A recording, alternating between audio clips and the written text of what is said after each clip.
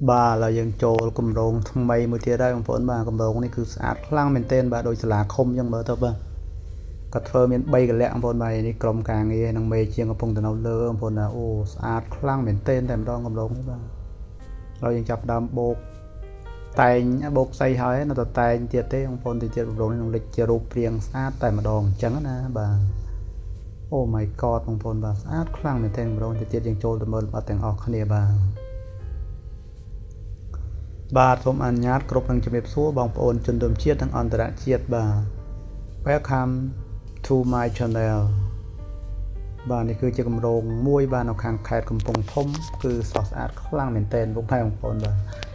គម្រោងនេះគឺយើងធ្វើមកគឺមានរបៀបថាសម្រាប់ចម្រាំង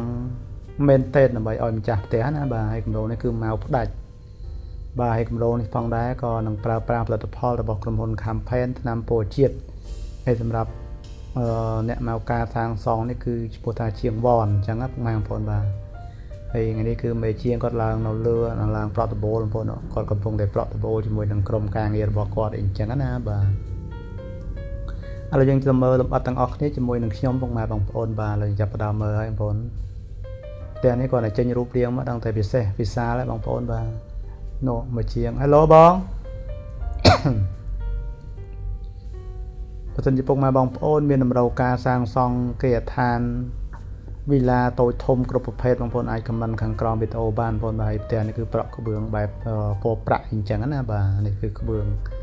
ដបូលគឺបែបពណ៌ប្រាក់គឺចាំងផ្លេកស្អាតតែម្ដងបងប្អូនបាទហើយនេះទៅសខាងមុខគឺចាប់ផ្ដើមយើងនៅទៅស័យឲ្យស្អាតទៀតគឺហើយបងប្អូនបាទក្រុមការងារកំពុងតែរៀបចំប្រក់ដបូលហើយនឹងរៀបចំតឆ្អឹងពីដានឲ្យអស់ហើយពុកម៉ែបងប្អូនបាទស្អាតខ្លាំងមែនទែនផ្ទះនេះបាទនេះគឺជញ្ជាំងខាងលិចពុកម៉ែបងប្អូនបាទជញ្ជាំងពីខាងលិចបងប្អូនគឺយើងមានសុំប្អួយ3បងប្អូនបាទនេះគឺប្អួយនេះយើងធ្វើរបៀបលក្ខណៈ low six បងប្អូនគឺស្អាតខ្លាំងមែនទែនបងប្អូនបាទប្អួយ4បងប្អូនមកខាងក្រោយនោះគឺមានប្អួយ3ហើយខាងមុខកន្លែងទទួលភ្ញៀវនោះគឺប្អួយមួយទៀត4អីអញ្ចឹងណាពុកម៉ែបងប្អូនបាទស្អាតខ្លាំងមែនទែនបាទនេះហើយយើងប្រក់ដបូលយើងប្រក់អីហើយយើងចាប់ផ្ដើមចូលបៀបងប្អូនបាទចូលបៀស្មាកូតវាមានសបងប្អូនបាទវាមានសគឺជាម្សៅបៀដែលល្អគ្មានគូព្រៀបណាពុកម៉ែបងប្អូនបាទជឿជាក់ថា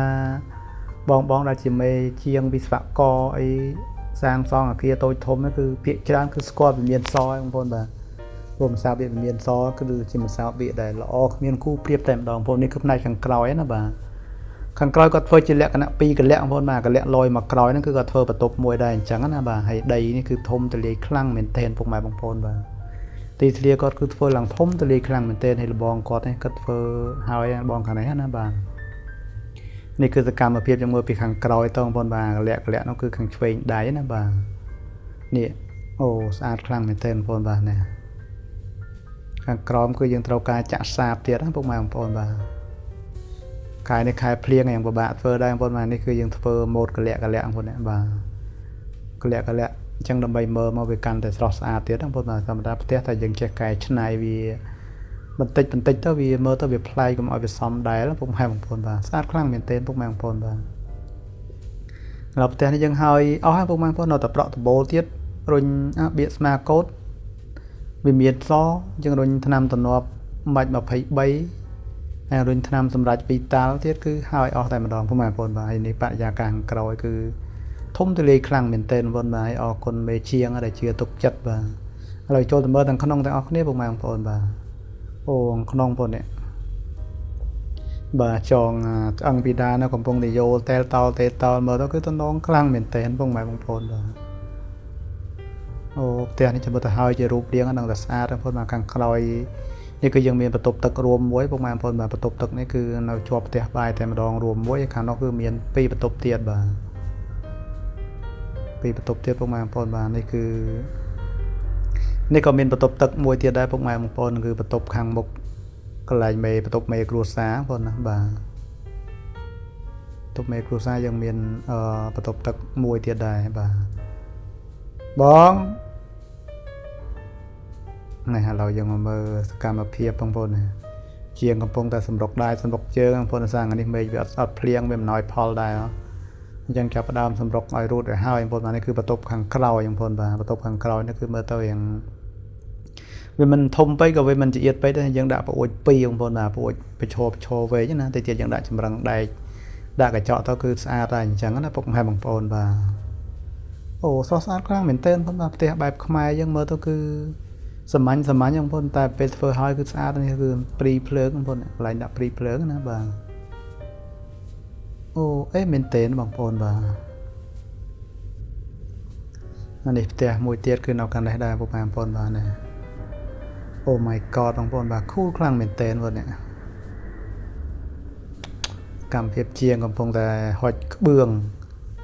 ឲ្យក្រុមការងារគាត់ទៅលើដើម្បីប្រក់អញ្ចឹងណាសម្រុកដែរបងប្អូនព្រោះចិត្ត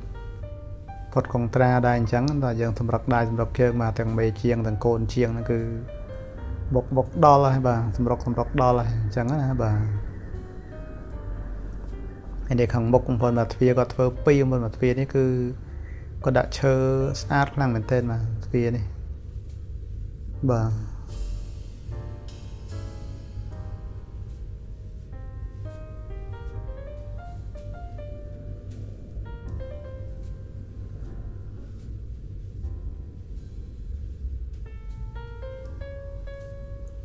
ពុកម៉ែបងប្អូនពេញចិត្តនៅវីដេអូកុំភ្លេចជួយចុច Subscribe Channel ម្នាក់មួយផងពុកម៉ែបងប្អូនបាទហើយពុកម៉ែបងប្អូនមានតម្រូវការសង់ផ្ទះតូចធំវិឡាគ្រប់ប្រភេទបងប្អូនអាចខមមិនខាងក្រោមវីដេអូបានហើយបងប្អូនត្រូវការថ្នាំលាបដែលមានគុណភាពបាទមានគ្រប់ប្រភេទគ្រប់កម្រិតតាមតម្រូវការបងប្អូនគឺអាចតាក់ទងបានបងប្អូនបាទគឺមានទាំងអស់តែម្ដងចាំមើលផ្ទះនេះលាបថ្នាំឲ្យស្អាតខ្ញុំនឹងថតដើម្បីចែកជូនពុកម៉ែបងប្អូនម្ដងទៀតអីអញ្ចឹងណាបាទផ្ទះនេះលាបថ្នាំឲ្យដឹងតែអេមបងប្អូនបាទដោយសារអីដោយសារទី1គាត់ធ្វើម៉ូដយ៉ាងស្អាតប្លែកគេហើយពេលនៅបរិយាកាសកដាលវាលស្រែនេះគឺធំល្វឹងល្វើយបងប្អូនបាទអញ្ចឹងយើងអាចថាមើលពីជ្រុងណាទៅក៏ស្អាតដែរអញ្ចឹងពុកម៉ែបងប្អូនបាទបងប្អូនឃើញណាបាទគឺស្អាតខ្លាំងមែនទែនបាទអេបងប្អូនមើលលបងគាត់បាទលបងគាត់ក៏ធ្វើឲ្យខ្ពស់ស្អាតដីឡើងធំល្វឹងល្វើយតែម្ដងនិយាយទៅគឺអេមស្នេហ៍តែម្ដងពុកម៉ែបងប្អូនបាទអេមស្នេហ៍មែនទែនពុកម៉ែបងប្អូនបាទ